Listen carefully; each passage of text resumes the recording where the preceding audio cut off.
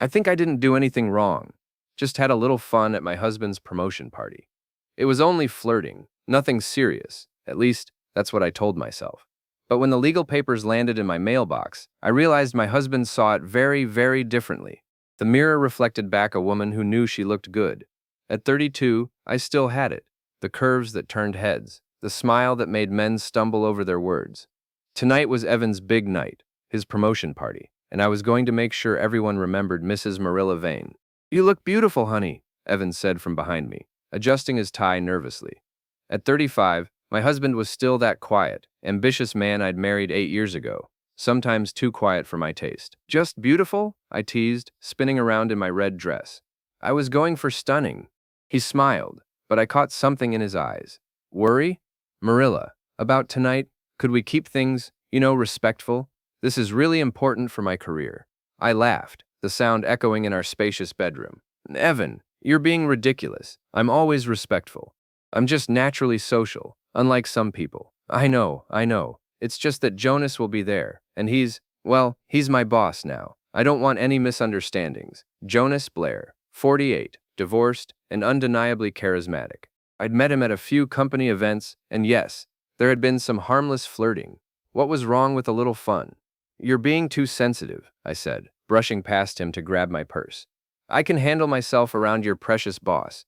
From downstairs, our 7-year-old daughter Daisy called up. "Mommy, Daddy, why are you talking so loud?" Evan's face fell slightly. "We should go. Mom and Dad are watching Daisy tonight." Right on cue, the doorbell rang. Helen and Martin Vane, Evan's parents, were punctual as always. Helen, at 61, had never quite warmed up to me. She thought her precious son could do better. Martin, 64, was the peacekeeper, but I knew where his loyalties lay. "Marilla," Helen said coolly as we came downstairs, giving me one of her trademark once-overs. "That's quite a dress." Thank you," I replied sweetly, knowing she hadn't meant it as a compliment. Martin hugged his son. "Congratulations again, Evan. We're so proud of you."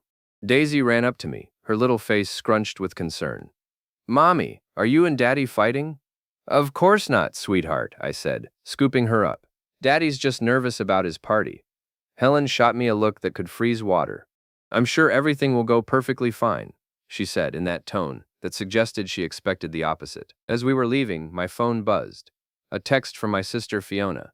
"Go get 'em, Tiger! Time to show those corporate stuffed shirts how to have real fun." I grinned, typing back quickly. "Planning a little mischief, I have." I didn't notice Evan reading over my shoulder until I heard his sharp intake of breath. "Marilla, what kind of mischief?" "Oh, relax," I said, slipping my phone into my purse. "It's just Fiona being Fiona. You know how she is." But I could see the worry lines deepening around his eyes as we got into the car. The corporate banquet hall was exactly what I'd expected. Bland, beige, and boring. About 50 people milled around with drinks and forced smiles, the kind of networking event that made my skin crawl. But tonight was different. Tonight, I was going to be the center of attention. "There's Jonas," Evan said, pointing toward a tall man with salt and pepper hair holding court near the bar. Perfect. The moment Jonas Blair spotted me across the room, I knew I had him. His eyes lingered just a second too long on my red dress, and that familiar smile spread across his face, the one that had probably charmed dozens of women before me. "Evan," Jonas called out, but his gaze never left me. "And the lovely Marilla. You look absolutely stunning tonight." Why, thank you, Jonas. You clean up pretty well yourself. Can I get you both drinks?" Jonas asked, already signaling the bartender. "That would be wonderful," I said, stepping closer to him. "I'll have a martini, extra dirty." I caught Jonas's slight smirk at my choice of words. Evan ordered a beer, his jaw tight. "So, Marilla," Jonas said, as we waited for our drinks. "Evan tells me you work in HR consulting. That must be fascinating." "Oh, it has its moments," I replied, touching his arm lightly. "Though I imagine running this whole operation is much more exciting. All that power, all those important decisions. Power can be intoxicating," Jonas said, his voice dropping slightly. Evan cleared his throat loudly. "Actually, Jonas, I wanted to thank you again for the promotion. It means everything to our family." But Jonas was still looking at me. "I'm sure Marilla keeps you very motivated at home." "She certainly keeps life interesting," Evan said, and I could hear the strain in his voice. My best friend Cassidy appeared at my elbow, looking elegant in navy blue. At 33, she was my closest confidant, though lately she'd been acting like such a prude. "Marilla," she said, kissing my cheek, "you look incredible." "Hi, Evan, Jonas." "Cassidy," I exclaimed. Perfect timing. Jonas was just telling us about the intoxicating nature of power. Cassidy's eyes flicked between Jonas and me, and I saw her expression tighten slightly. "How interesting." "Excuse me," Evan said suddenly. "I should go thank some of the other executives for coming." As he walked away, I felt a flutter of annoyance. This was supposed to be his night, but he was being such a wet blanket. "Your husband seems tense," Jonas observed, moving closer. "Evan's always been the anxious type," I said with a laugh. "He worries about everything. I keep telling him he needs to learn to have fun." "And what about you, Marilla? Do you know how to have fun?" The question hung in the air between us, loaded with possibility.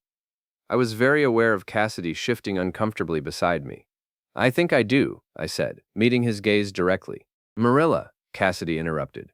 "Didn't you mention wanting to see the view from the terrace?" I waved her off. "Later, Cass. Jonas, tell me more about your role here. It must be so satisfying to be in charge of so many people." For the next hour, I let Jonas regale me with stories of corporate conquests and business victories. I laughed at all his jokes, touched his arm when he made particularly amusing observations, and made sure my body language was unmistakably flirtatious. From across the room, I could see Evan watching us, his face growing darker by the minute. Good. Maybe a little jealousy would remind him what he had. "Marilla," Evan appeared at my side again, his voice tight with control. "Could I speak with you privately for a moment?" "Oh, Evan, don't be such a party pooper," I said loudly enough for several nearby colleagues to hear. "Jonas was just telling me the most fascinating story about the Henderson merger." "It can wait," Evan said firmly, taking my elbow. I pulled away dramatically. "Honestly, Evan, you're being so jealous tonight. It's just conversation." A few people turned to look, and I saw Jonas's eyebrows raise with amusement. Perfect. Let everyone see how controlling my husband was being. "I'm not jealous," Evan said quietly, his face reddening. "I just think—" "You think too much," I interrupted, turning back to Jonas with an apologetic smile. "I'm so sorry. My husband gets a little insecure at these work functions." The words hung in the air like a slap. I saw Evan's face crumble, saw several of his colleagues exchange uncomfortable glances, but I was riding high on the attention, on the power I felt radiating from Jonas's appreciative gaze. Perhaps we should get some air," Jonas suggested smoothly. "It's getting rather warm in here." That sounds perfect," I said, taking his offered arm. As we walked toward the terrace, I caught sight of Helen and Martin Vane near the entrance. Helen's face was a mask of disapproval, and she was whispering urgently in Martin's ear. Across the room, Fiona was taking pictures with her phone, grinning like she was watching the best show on earth. But it was Cassidy's expression that gave me the first real pang of doubt. She looked genuinely worried, shaking her head slightly as our eyes met. I pushed the feeling aside. I was just having fun.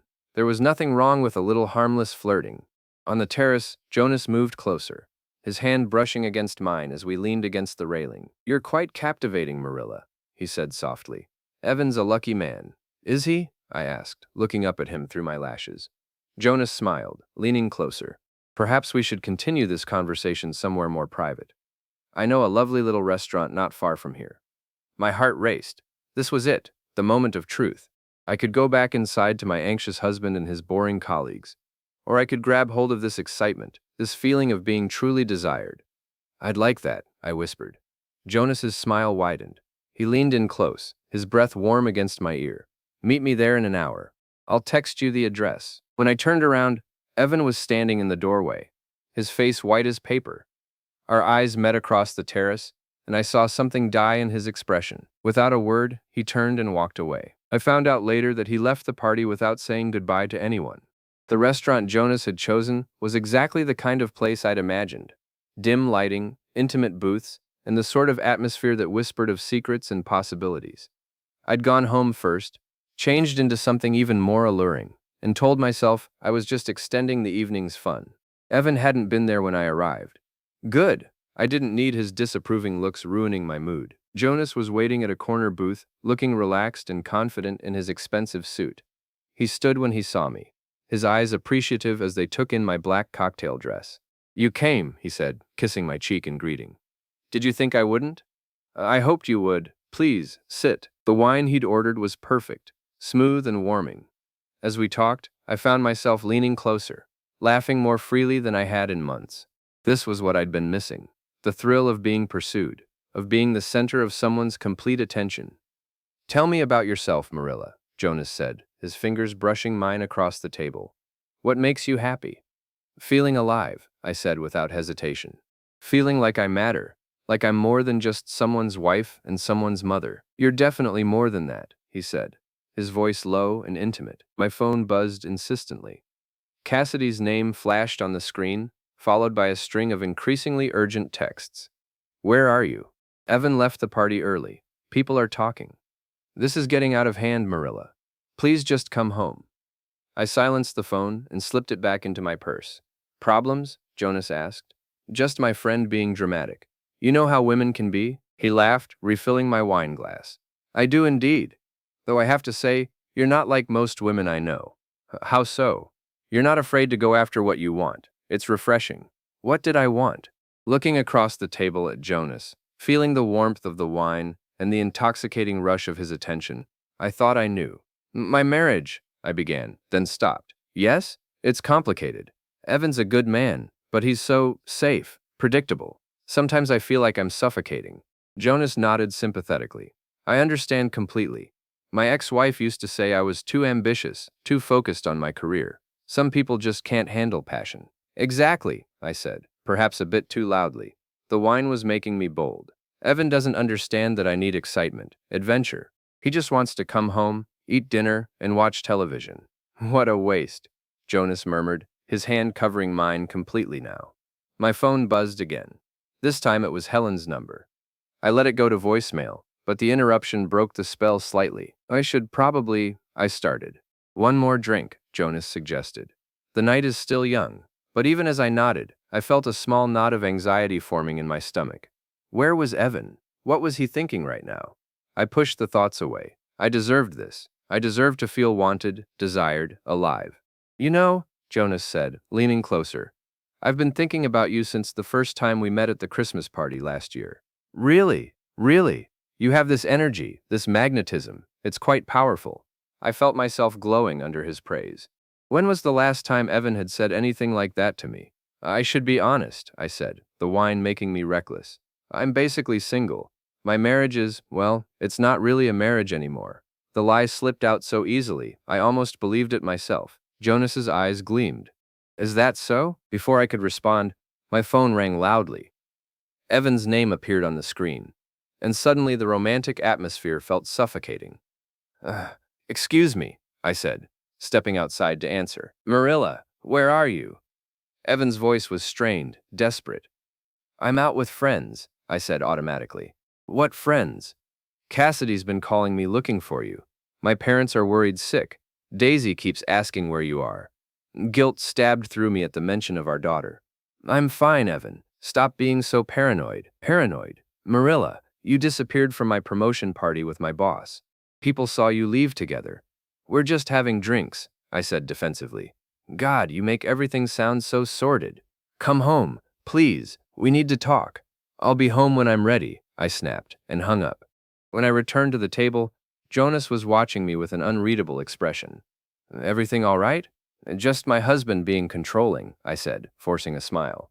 "He doesn't like it when I have fun without him." But the mood had shifted. Jonas seemed more distant, and I found myself drinking faster, trying to recapture the earlier magic. By the time we left the restaurant, it was nearly midnight. Jonas walked me to my car, his hand on the small of my back. "This was lovely," he said. "We should do it again soon." "I'd like that," I said, leaning up to kiss his cheek. But he turned slightly, and our lips met instead. It was brief, just a moment, but it changed everything. "Good night, Marilla," he said softly. As I drove home through the empty streets, I felt a mixture of exhilaration and dread. The kiss replayed in my mind, along with Evan's desperate voice on the phone. The house was dark when I pulled into the driveway. Evan's car was there, but so was his parents' car. My stomach dropped. Inside, I found Evan sitting at the kitchen table with Helen and Martin. All three looked up when I entered, their faces grave. "Where have you been?" Helen demanded, her voice icy. "Out," I said defiantly. "Last I checked, I was an adult who could go where she pleased." "Daisy was crying," Evan said quietly. "She wanted her mother, and you were nowhere to be found." The guilt hit me like a physical blow, but I pushed it away. I couldn't let them make me the villain here. "I was at dinner with friends," I lied smoothly. "I'm sorry if that inconvenienced everyone." "What friends?" Martin asked gently. "Cassidy called looking for you. Fiona said she hadn't heard from you." I felt trapped, cornered. "I don't have to explain myself to any of you." "Yes, you do," Helen said, standing up. "When you humiliate my son at his own promotion party, when you disappear and leave your daughter asking where her mother is, you absolutely have to explain yourself." "I didn't humiliate anyone," I shot back. "I was being friendly. If Evan can't handle that, maybe he should work on his own insecurities." Evan flinched as if I'd slapped him. "That's enough," Martin said firmly. "Helen, we should go home." After his parents left, Evan and I stood in the kitchen, the silence stretching between us like a chasm. "Marilla," he said finally, "what's happening to us?" I wanted to tell him everything, about feeling invisible, about needing to feel desired, about how scared I was that our marriage had become a routine instead of a romance. But the words wouldn't come. Instead, I heard myself say, "Nothing's happening, Evan. You're making a big deal out of nothing." He looked at me for a long moment, and I saw something shift in his expression, something final. "Okay," he said quietly, "if that's how you want to play this." He turned and walked upstairs, leaving me alone in the kitchen, with the taste of Jonas's kiss still on my lips, and the growing certainty that I'd just made a terrible mistake. The next morning brought a silence that felt different from our usual comfortable quiet. This was the silence of a marriage holding its breath, waiting for something to break.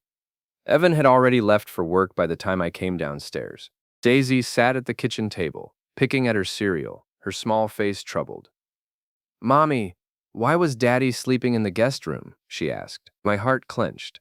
He was working late and didn't want to wake me up, sweetheart." It was another lie in a growing collection of them.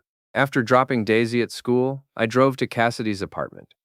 I needed to talk to someone who would understand, who wouldn't judge me for having a little fun. But when Cassidy opened the door, her expression was far from understanding. "Marilla, what the hell were you thinking last night?" "Nice to see you too," I said, pushing past her into the living room. "Don't be flip with me. I saw you leave with Jonas.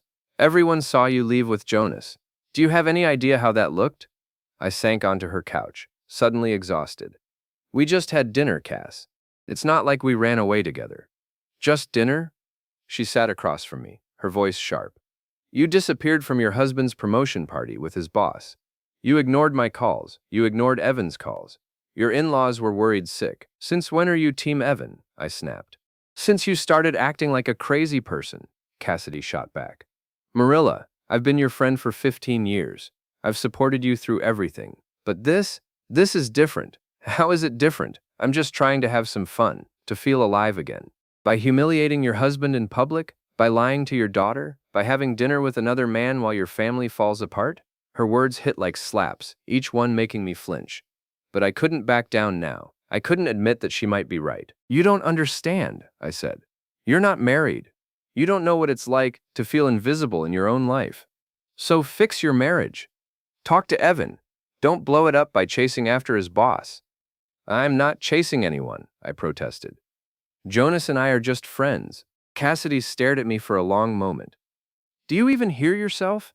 Do you honestly believe what you're saying?" Before I could answer, my phone rang.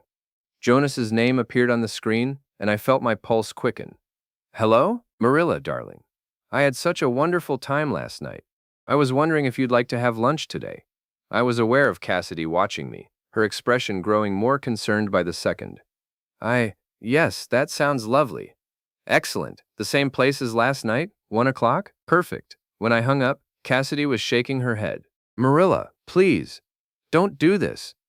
Think about Daisy. Think about your marriage." "There's nothing to think about," I said, standing up. "It's just lunch." But as I left Cassidy's apartment, I could feel her disappointed gaze following me. Lunch with Jonas was everything I'd hoped it would be. He was charming, attentive, and made me feel like the most fascinating woman in the world. We talked about everything: books, movies, dreams, desires. He listened to me in a way Evan hadn't in years. "You're wasted in suburbia," he said over dessert. "You should be living in the city, experiencing culture, adventure." Sometimes I think about it, I admitted. About what my life might have been like if I'd made different choices. "It's never too late to make new choices," he said meaningfully. When he walked me to my car, he kissed me again. This time it wasn't brief or accidental. This time I kissed him back. "I should go," I whispered against his lips. "Should you?" he murmured. For a moment, I wavered. But then I thought about Daisy, about school pickup, about the life I'd built, even if it sometimes felt like a prison. "Yes," I said reluctantly. "Another time then," Jonas said, his thumb tracing my cheek.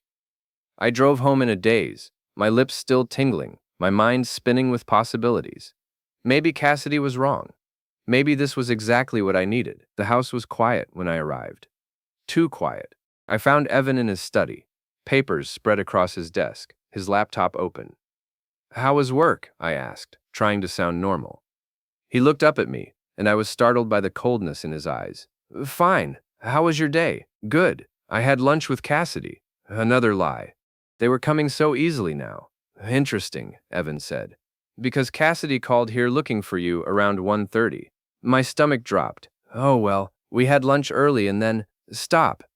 His voice was quiet but firm. "Just stop lying to me."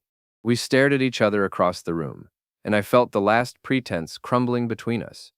"I know where you were, Marilla. I know who you were with."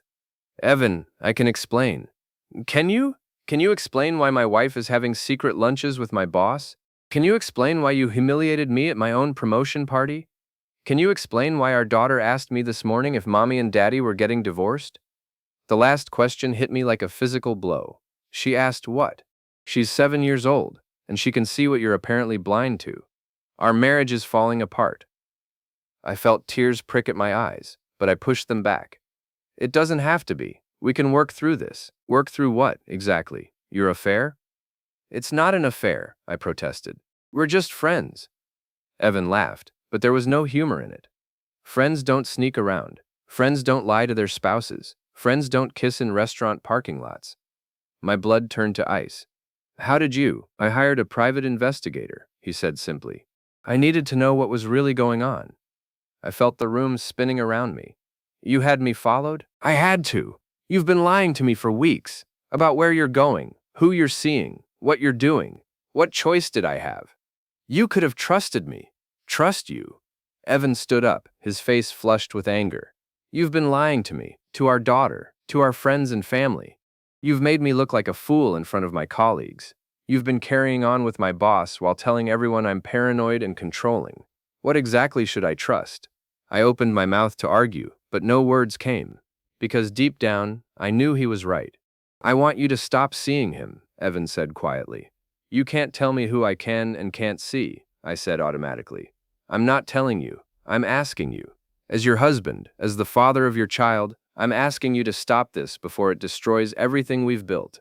I looked at him standing there, this man I'd married, this father of my child. And I felt nothing, no spark, no excitement, no passion. Just the weight of 8 years of routine and responsibility. "I can't," I whispered. Evan's face crumbled. "Can't or won't? I don't know anymore." He nodded slowly, as if he'd expected this answer. "Then I guess we have nothing more to talk about," he said. That night, I lay alone in our king-size bed, listening to the sounds of Evan moving around in the guest room. I thought about Jonas, about the way he made me feel alive and desired. I thought about Cassidy's disappointed face, about Daisy's innocent questions, about the look in Evan's eyes when I said I couldn't stop. I told myself I was fighting for my happiness, for my right to feel alive. But deep down, in a place I didn't want to examine too closely, I wondered if I was just running away from everything that mattered. Outside, I heard a car door slam and footsteps on the driveway. Through the window, I saw Evan loading suitcases into his car. He was leaving. And somehow, I couldn't find the words to stop him. 3 weeks later, I sat in the sterile waiting room of Peterson and Associates, family law, staring at divorce papers that made everything terrifyingly real. The lawyer, a sharp-eyed woman named Patricia Peterson, had just finished explaining Evan's petition. "He's asking for primary custody of your daughter," she said matter-of-factly. and he's provided substantial documentation to support his case. My hands shook as I flipped through the evidence packet. Photos from the promotion party showing me draped over Jonas, restaurant receipts, text messages I didn't even remember sending, a statement from Daisy's school counselor noting behavioral changes and the child's concerns about her parents' marriage. "This is ridiculous," I said, my voice higher than I intended. "I'm her mother. You can't just take a child away from her mother." Mrs. Vane, "I need you to understand the seriousness of this situation. Your husband has documented evidence of infidelity, abandonment of parental duties, and what could be construed as emotional abuse." Emotional abuse? That's insane. You publicly humiliated him at a work function. You've been carrying on an affair with his superior, which could affect his employment. You've lied repeatedly to your family and friends. The court might view this as a pattern of manipulative behavior. I felt the walls closing in. This wasn't how it was supposed to go. I was supposed to be the victim here, the woman trapped in a loveless marriage finally breaking free. "I want to fight this," I said. Miss Peterson looked at me skeptically.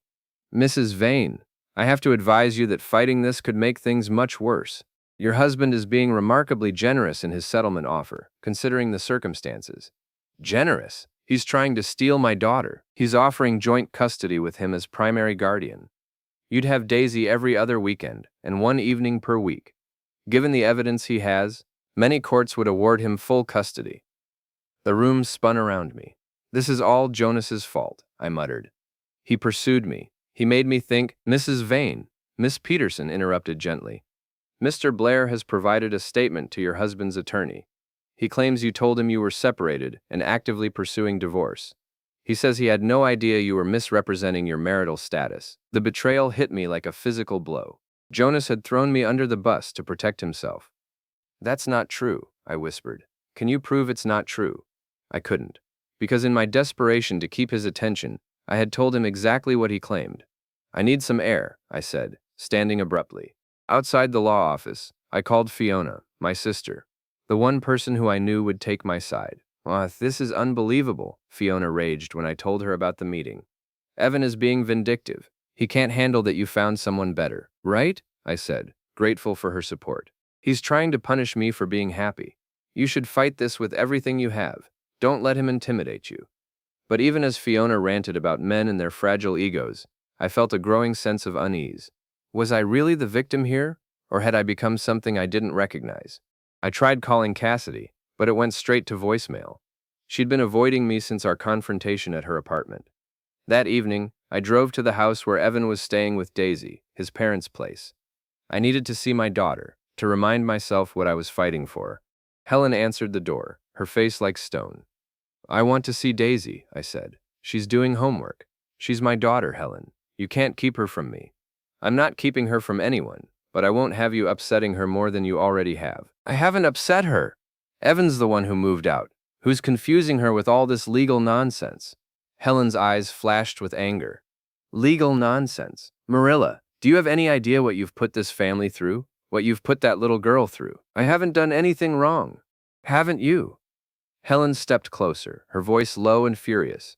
"You humiliated my son in front of his colleagues. You abandoned your family to chase after another man. You've lied and manipulated and hurt everyone who cares about you. And you think you haven't done anything wrong?" Before I could respond, Daisy appeared behind her grandmother, her small face lighting up when she saw me. "Mommy!" She ran into my arms, and I held her tight, breathing in the familiar scent of her shampoo. "I missed you, baby," I whispered.